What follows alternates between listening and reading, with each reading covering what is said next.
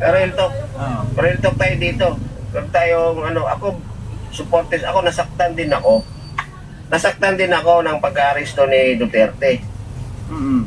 Pero kung naliman natin ang pag-iisip natin, no, kung naliman natin pag-unawa natin sa mga nangyayari, sa mga lumalabas sa bibig ng mga Duterte, lalong-lalo na pamilya Duterte, at yung mga ibang mga vloggers na mga supporters ni Duterte.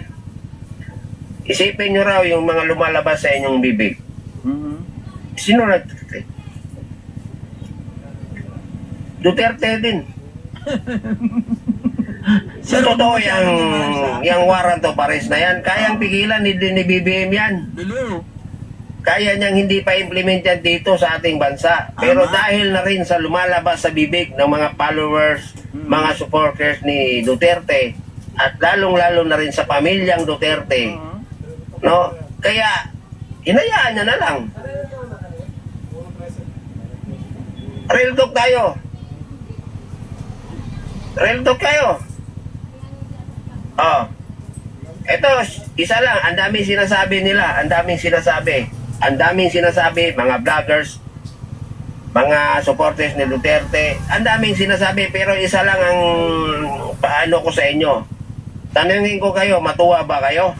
Kung tawagin kayong bangag at adik,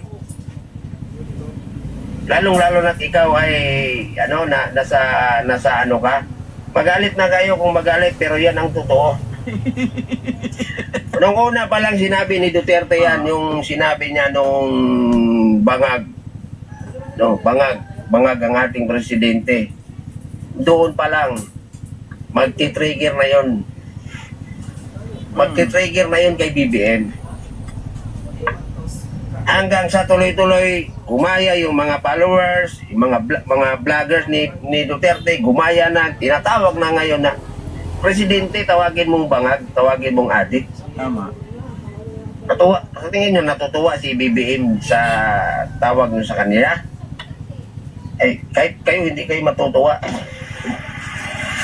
Kahit sabihin nyo, kahit kayo guys, kahit sabihin nyo, kahit kayo, sa inyo sarili nyo, kahit totoong gumagamit kayo, adik ka, pero hindi ka matutuwa kung pagsabihan ka sa maraming tao. Mm.